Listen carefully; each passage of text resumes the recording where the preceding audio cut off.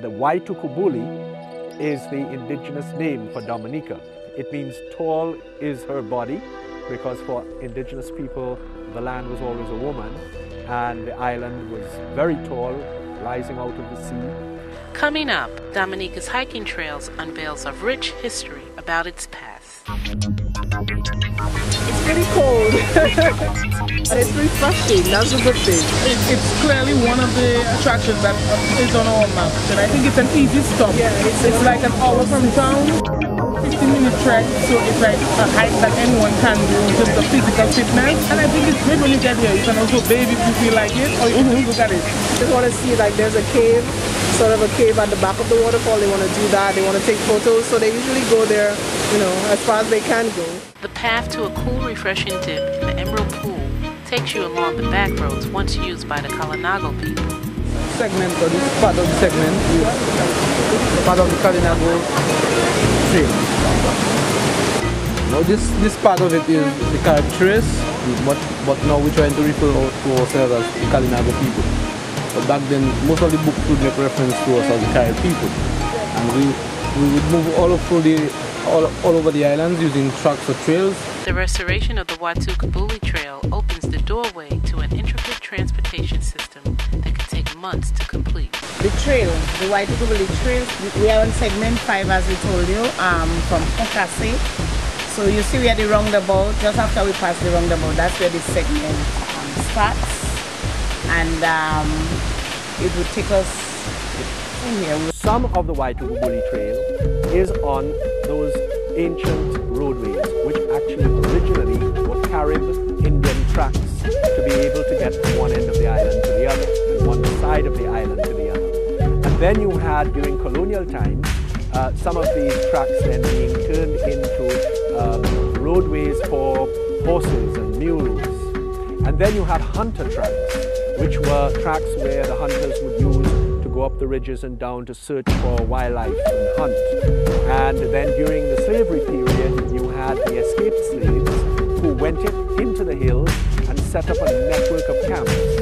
So these trails were very often the connecting line between the maroon escaped slave camps in mountains.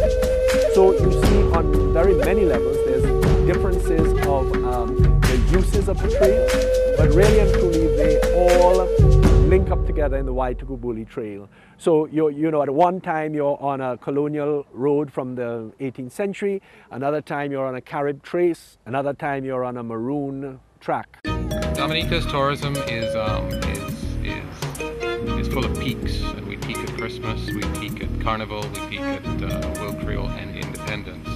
And we peak during the summer when a great many of our students and other student-related activity happen. So from a cultural perspective, certainly we push what Dominica is known for. Besides its nature, we think you can come for culture and won't be disappointed. This island is quite young and it's very mountainous. In fact, it's the most mountainous, very volcanic.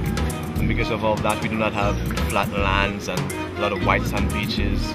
What we do have to offer though is hikes, mainly, you know, to lakes, waterfalls, etc. Our highest mountain is 4,747 feet high, and from the seashore to its peak, you're going through some 6 different vegetation zones. And that variety is what you see on the Waitikubuli Trail, because it passes along the seashore, it also passes up into the cloud forest, and you get the rainforest sections as well. If part of your adventure is to take it easy and rejuvenate, that's okay. If part of your adventure is to go canyoning and go zip lining and do all those wonderful things, then that's great as well. Dominica's rich terrain offers several different options for you to explore. I mean, many of the canyons, yes, there's a large hike, but this particular canyon that we go to, the access is very easy. We're going to do first, we have a 1,000-foot wall right there, and we get you to train by the sewing machine. And then we take you in the bus to the village of Lauder, one of the highest villages in Dominica, and we'll get you to rappel down a spectacular piece of canyon.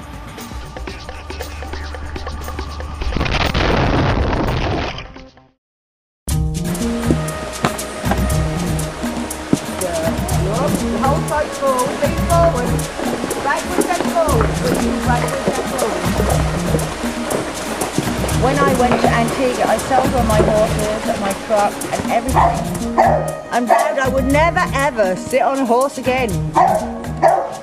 Funny, isn't it?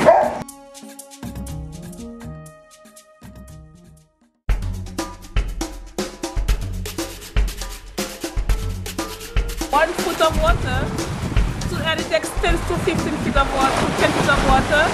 The main reef is very shallow, however, at the end it drops to 70 feet. Anyone can snorkel. Even though you can swim, you can't swim, you can snorkel. We have guides who take you out and show you the ropes, and in less than you'll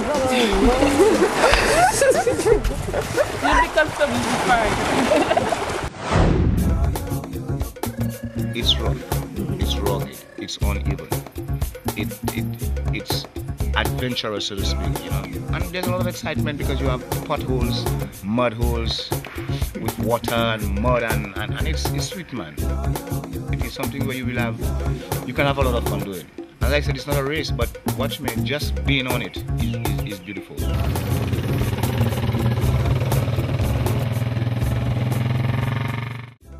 Nature, culture, adventure, I think that says a lot for who and what Dominica is. Stay tuned as we explore historic Dominica. Sweet Dominica is my nature paradise. Lovely Dominica, to me is paradise. So please come to Nature Island Paradise. Sweet, come on, let's go and take a ride to my Nature Island Paradise. Yeah, man, this is Savage talking to you from High Ride, the only ATV spot on island.